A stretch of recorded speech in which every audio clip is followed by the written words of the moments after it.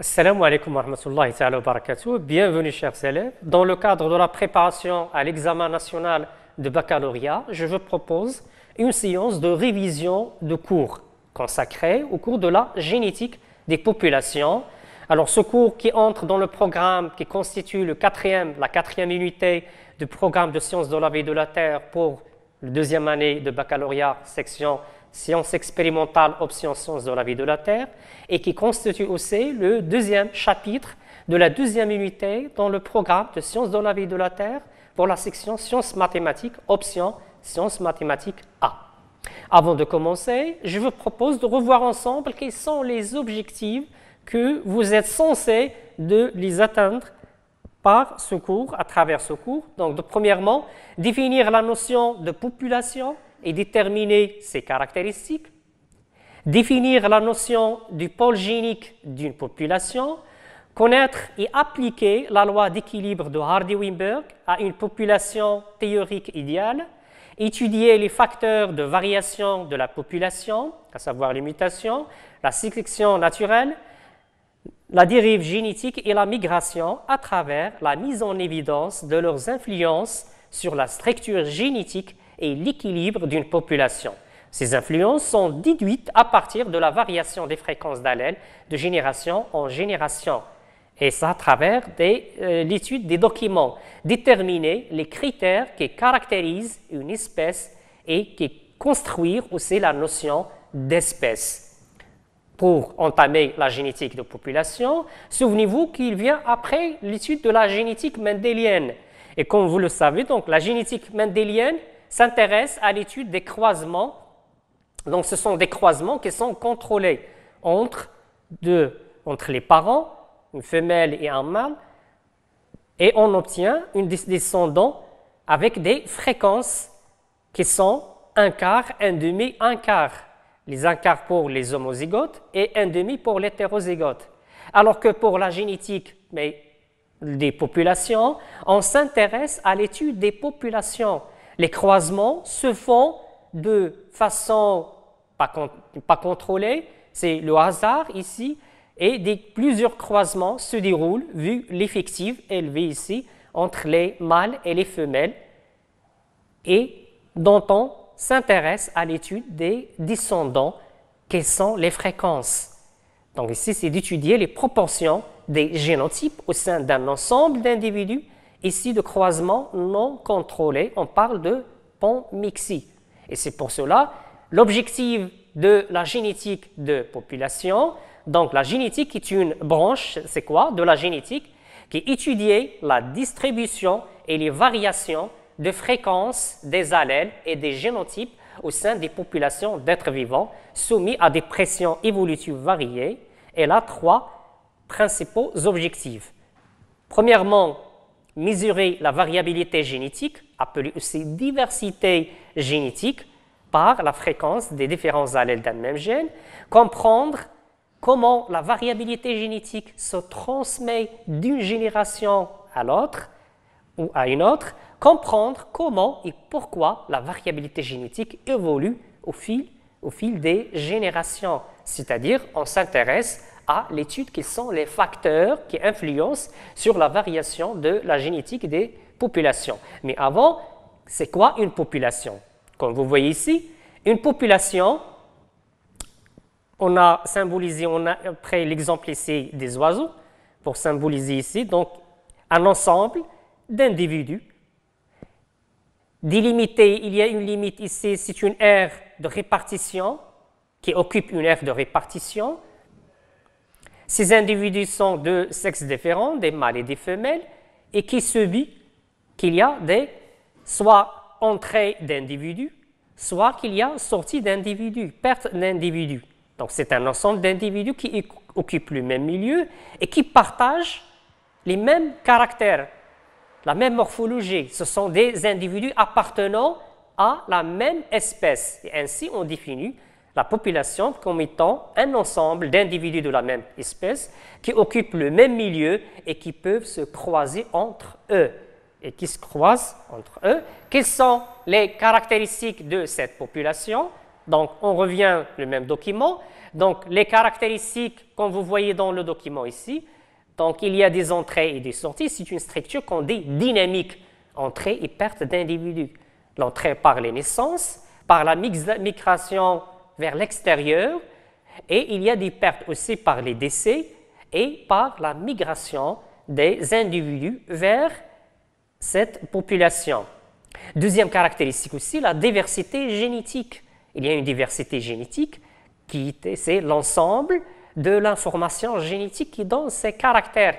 Quand on parle de l'information génétique, on parle ici des génotypes et des allèles qui constituent le pôle génique. On va s'intéresser à l'étude de la structure. C'est quoi la structure génétique? Donc, comme vous voyez ici, donc, la structure génétique de la population, je vous propose une population, P ici. On s'intéresse à l'étude des fréquences. Donc, lorsqu'on veut étudier la structure génétique, donc, on s'intéresse aux fréquences, aux phénotypes, aux génotypes et aux allèles. Les phénotypes ici, comment peut-on calculer la fréquence? C'est le nombre d'individus porteurs de ce phénotype, pardon, ici, c'est phénotype, sur le nombre total des individus. Si on veut étudier ici les fréquences phénotypiques, rappelez-vous bien, donc ici on a deux phénotypes, à savoir le phénotype grand A et le phénotype petit a. Pour le phénotype grand A, on le voit ici, chez ces individus. On compte ici un ensemble, il y a 9 individus parmi 11 qui est le total de cette population. Donc 9 sur 11, c'est la fréquence de phénotype grand A. Maintenant, petit a, ce sont ces deux phénotypes, ces deux individus ayant ce phénotype. Et donc, on note ici f petit a égale à 2 sur 11. Aussi, on s'intéresse à fréquence phénotypique, génotypique, pardon. Pour la fréquence génotypique, c'est le nombre d'individus porteurs de ce génotype sur le nombre total des individus. Quels sont les génotypes ici? Donc, on a pris l'exemple grand A, petit a. Donc, évidemment, il y a 3. Grand A, petit a et petit a. On symbolise ici la fréquence grand A, par grand D, dominant. La fréquence grand A, petit a, H, hétérozygote, et la fréquence petit a, récessif, grand R. Donc, F grand A, donc, comment? On a ici 1, 2, 3, 4, 5. Donc, 5 individus ont le génotype grand A. Et donc, on met ici 5 parmi 11, 5 sur 11. Même chose, grand A, petit a, on a ici 4. Donc, on met 4 sur 11. Qu'est-ce qu'il reste? Troisième génotype, c'est petit a. On met F petit a égale à 2 sur 11. Aussi, on s'intéresse à fréquence allélique. Quelles sont les fréquences alléliques ici? C'est comment peut-on calculer? C'est le nombre de cet allèle sur le nombre total des allèles. Combien d'allèles ici? On a 2. L'allèle grand A et l'allèle petit a. On symbolise toujours, on note pour l'allèle grand A, l'allèle dominant, par P, égale à la fréquence de grand A plus 1,5 la fréquence d'hétérozygote, c'est-à-dire D plus 1,5 H. Même chose pour la fréquence de l'allèle récessif Q, égale la fréquence petit a. C'est la fréquence de homozygote plus 1,5 la fréquence de l'hétérozygote grand A petit a, c'est-à-dire R plus 1,5 H. Puisqu'on a seulement 2 allèles, donc la somme de fréquences de ces 2 allèles égale à 1. Pour ce cas ici, on a P égale à 7 sur 11 et Q égale à 2 sur 11 en utilisant, en exploitant ces résultats concernant la fréquence génotypique.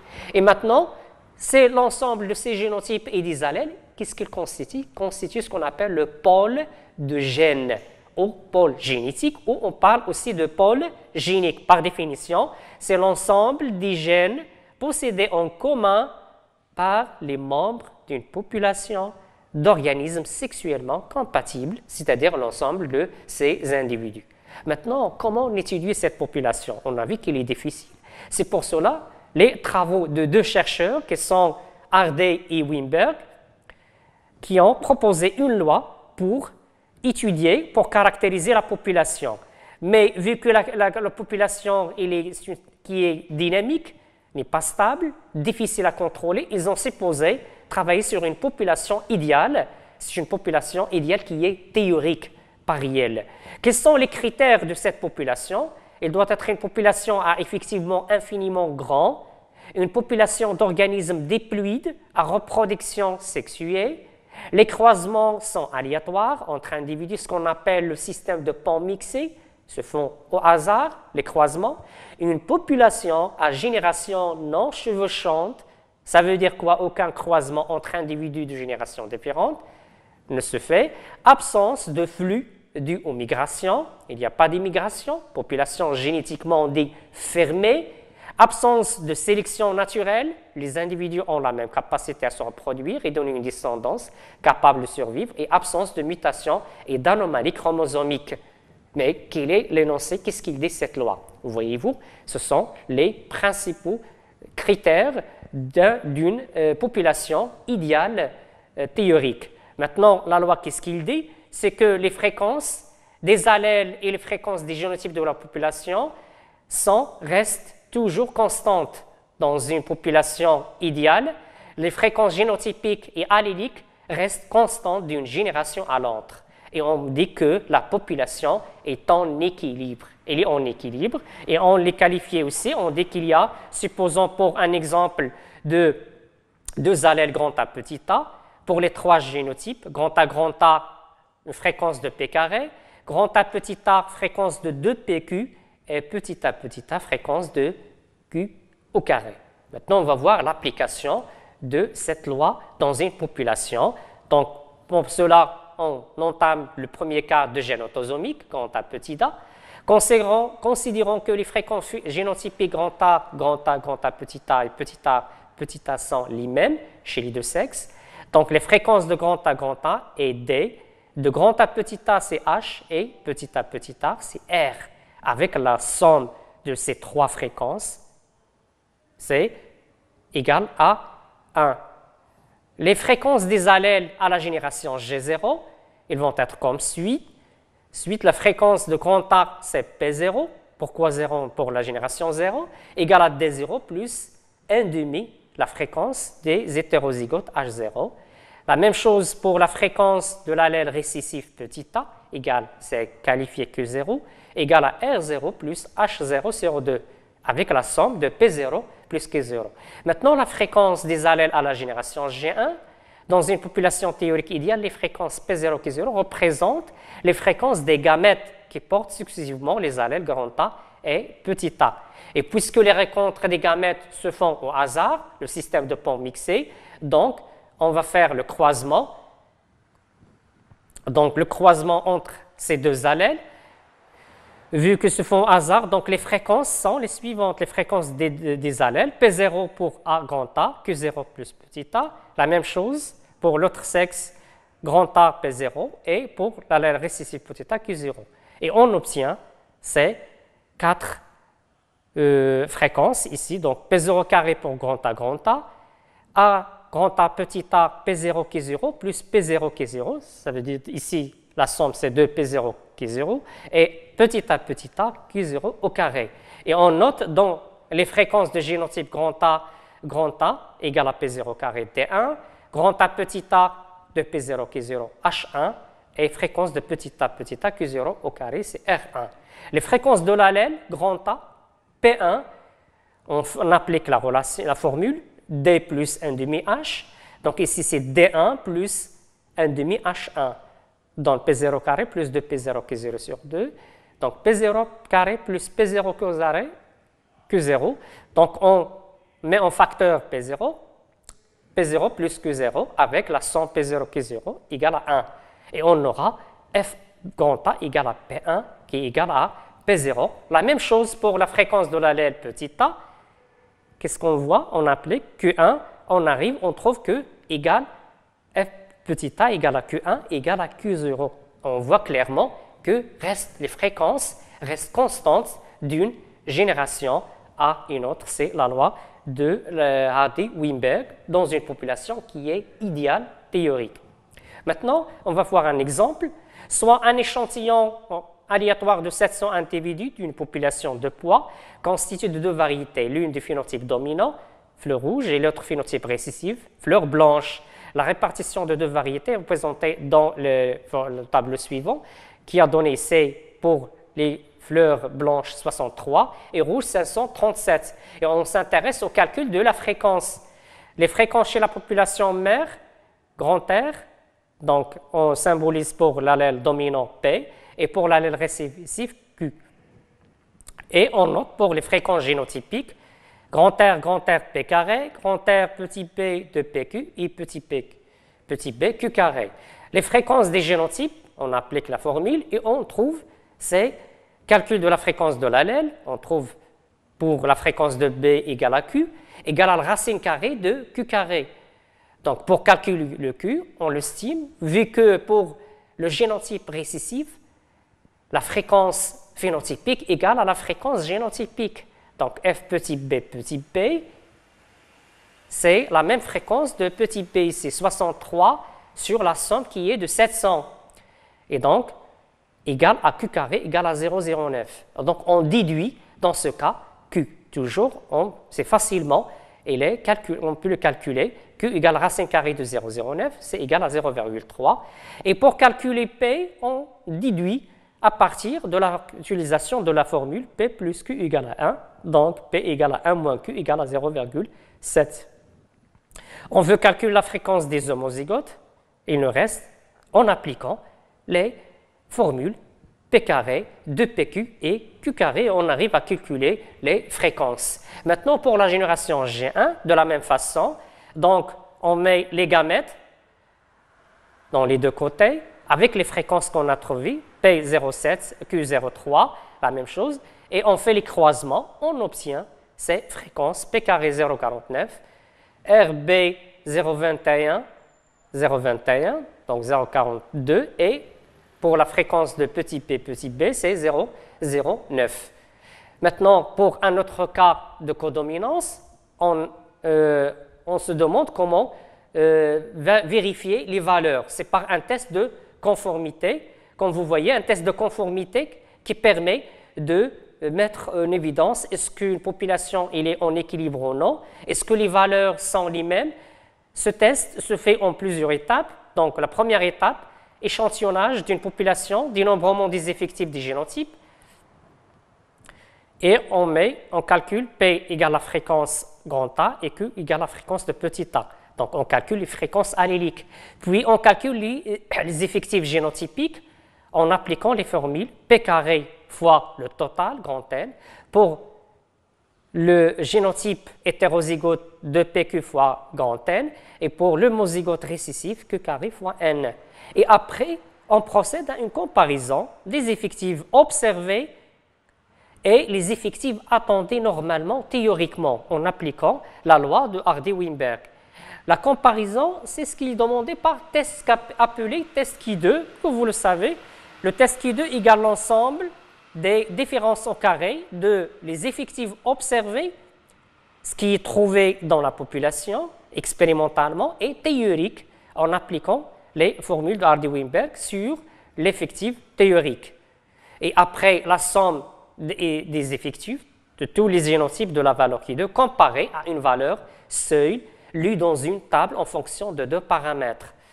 Donc avec un risque d'erreur alpha, généralement il est de 5%, ça veut dire 0,05, et un nombre de degrés de liberté qui est égal à la différence entre le nombre de génotypes et le nombre d'allèles. Par exemple, lorsque le nombre de génotypes égale 3 et le nombre d'allèles égale à 2, donc 3 moins 2 égale à 1, donc on peut repérer dans la table, on fait l'intersection entre la colonne de 0,05 et la ligne de 1, DDL égale à 1, on obtient une valeur 3,841 par exemple, et on la compare cette valeur avec Ki2 calculé. Donc si Ki2 calculé est inférieur à Ki2 seuil, on conclut que la population suit la loi de Hardy-Weinberg. Donc la population étudiée est en équilibre. Si Ki2 calculé est supérieur à Ki2 seuil, on conclut que la population ne suit pas la loi de Hardy-Weinberg. Je vous propose un exemple ici. Chez l'homme, le groupe sanguin MN est déterminé par un G2 allèle codominant. ce qui permet d'attribuer un génotype de chaque individu. Et voyez-vous dans le tableau, on calcule les fréquences des allèles, donc les fréquences observées. On obtient les fréquences des allèles en appliquant et après, on calcule les fréquences théoriques et on arrive à calculer les nombres théoriques. Après, on procède à une comparaison. On calcule le Ki2, on trouve 0,083 et la valeur seuil, il est lu sur la table. On trouve ici donc 3,84.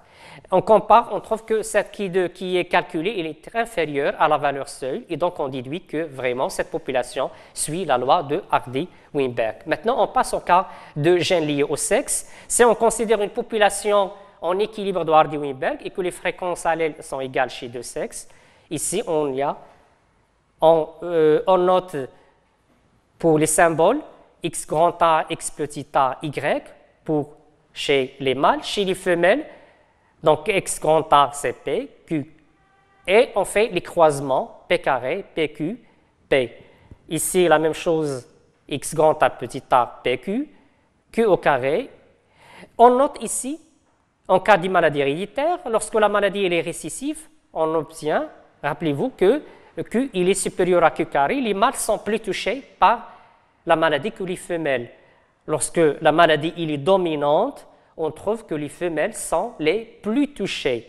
Donc, vous voyez ici, chez les femelles, les atteints P carré plus 2PQ, alors que ici seulement Q carré. Et on s'interroge, chers élèves, qu'est-ce que cette population, il est constante? Évidemment non. Cette population, il varie avec le temps.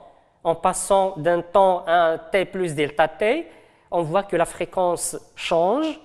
Ce changement, cette modification, il est par des facteurs, ce qu'on appelle des facteurs de variation d'évolution, qui sont les mutations, la sélection naturelle, la dérive génétique, la migration. Et on s'interroge comment ces facteurs influencent-ils sur la structure génétique de la population et par quel mécanisme. En commençant par les mutations. Donc les mutations sont des modifications brusques de l'information génétique et sont la cause de la variation allélique. Ce sont les mutations qui touchent l'ADN qui sont transmises vers les autres générations. On parle de mutations héréditaires. Donc, on distingue deux types de mutations. Les mutations qui sont ponctuelles, on dit aussi alléliques, qui touchent au niveau des allèles, donc au niveau de l'ADN. Voyez-vous ici, donc il y a plusieurs types. Le cas normal, pas de mutation. Soit qu'il y a une délétion d'un nucléotide, donc il y aura un décalage dans la lecture de l'ADN. Insertion aussi, il y aura un décalage et changement au niveau de la structure de la protéine. Soit substitution. Et dans le cas de substitution, on distingue trois cas ici. Une substitution qui donne une protéine, donc l'acide aminé ne change pas, thréonine reste thréonine, et voyez-vous qu'il s'agit d'une mutation, on dit silencieuse, soit qu'il y a un changement de l'acide aminé, une mutation faux sens, soit que la mutation va donner, par exemple ici UGA, c'est stop, c'est codon stop, et l'arrêt de la traduction, c'est une mutation non-sens. Et on note ici qu'il y a trois types de mutations, les mutations silencieuses, mutations non-sens et mutations faux sens. Quel est l'impact, quelle est l'influence de mutations sur la structure de la population? Voyez-vous ici, je vous propose un tableau qui montre l'exemple chez certains organismes, le taux de mutation ponctuel. On voit ici que le taux de mutation, ici, 2,5 10 puissance moins 9, la proportion de la mutation. Chez la bactérie Escherichia coli, 2 10 puissance moins 8, 2,9 10 puissance moins 4. Donc, voyez-vous que le taux, l'événement de la mutation, il est très rare. On note ici la fréquence de mutation est très faible et son influence sur la variation de la fréquence des allèles reste très faible. Mais son effet apparaît avec les générations, que cet effet, il apparaît clairement. Quel est l'impact de cette influence? Je vous propose de voir ce document ici. Donc, supposons ici une population, la fréquence grand A ICP 0,5, Q égale à 0,5. Mais suite à une mutation, voyez-vous ici grand A, va se transformer en petit a suite à une mutation, muté en petit a. On voit ici qu'il y a changement de modification 0,45, 0,55. Il y a un changement et on note que les mutations ponctuelles constituent le mécanisme génétique pouvant créer de nouveaux allèles, participant ainsi à la diversité de pôles génétiques des populations. Souvenez-vous bien ça, donc il augmente la diversité génétique en donnant aussi des nouveaux allèles. Maintenant, voir les deuxièmes types de mutations, ce sont les mutations chromosomiques, comme vous voyez. Les mutations chromosomiques, on note ici soit modification de la structure des chromosomes, soit modification du nombre des chromosomes. La structure, soit il y a translocation, une partie qui passe d'un chromosome à un autre, duplication d'une partie, il y a une partie ici, on a deux, se duplique, délition, élimination, ou inversion, A, B, C, ici C, B, A. Soit il y a aussi modification de nombre de chromosomes, polyploïdé, on passe de 2 chromosomes à 4, aneuploïdé, ajout, addition d'un chromosome, ici, où il y a élimination d'un chromosome. Donc, ce sont des modifications de nombre ou de la structure des chromosomes affectant une partie d'un gène ou un gène en entier ou un chromosome. Ils peuvent entraîner une maladie génétique ou la mort. Maintenant, on passe à un deuxième type de facteur. Deuxième facteur, c'est la sélection naturelle. Par définition, c'est le trait effectué par les conditions de l'environnement en faveur des formes les plus aptes à survivre et à se reproduire. Les formes qui ne s'adaptent pas sont éliminées. Donc, souvenez-vous bien, la sélection naturelle constitue une adaptation, permet l'adaptation de l'être vivant, de l'individu avec son milieu de vie. Et donc, il favorise certains allèles vis-à-vis d'autres. Donc, je vous pose ici l'exemple que vous avez étudié dans la classe, l'exemple de la phalène de Boulou, sélection naturelle. Ici, donc, deux régions, les régions qui sont polluées, qui sont obscures. Donc, les papillons qui sont clairs sont apparentes aux prédateurs et donc sont éliminés par rapport aux autres. Donc, la pollution colore les troncs en noir, les papillons blancs sont facilement repérés, les formes noires se répandent de plus en plus dans la population au détriment en faveur de la forme blanche. Et donc, les papillons qui sont de couleur, ne sont pas clairs, donc vont se reproduire et leur nombre va augmenter. Donc, comme vous voyez ici, l'impact au niveau des allèles, voyez-vous ici les papillons clairs, donc leurs allèles diminuent, les grands C, alors que l'allèle petit c des autres papillons, la forme noire, augmente en faveur. Donc, ici, voyez-vous, la sélection favorise ces papillons au détriment des autres. Et donc, on dit ici la coloration de la phalène procède d'un déterminisme génétique monogénique et qui permet à l'adaptation de ces individus. Maintenant, on va voir les types de sélection. Quels sont les types de sélection? Ici, la courbe, la répartition de la population d'origine. Voyez-vous ici la couleur de fourrure. Soit qu'il y a élimination d'une extrémité, l'extrême gauche ici. Donc, on parle ici d'une sélection directionnelle qui favorise les phénotypes d'une seule extrémité. Une sélection divergente qui élimine l'intermédiaire et qui favorise les deux extrêmes. Et aussi, on a une sélection stabilisante que vous voyez, qui élimine les extrêmes, c'est-à-dire les couleurs en extrême, et qui favorise l'intermédiaire de cette population. Maintenant, on passe, chers élèves, à un troisième facteur, ce qui est la dérive génétique. C'est quoi la dérive génétique? Il consiste à une modification aléatoire de la fréquence des allèles d'une petite population au cours des générations. Elle est le résultat d'échantillonnage aléatoire des gamètes lors de la fécondation.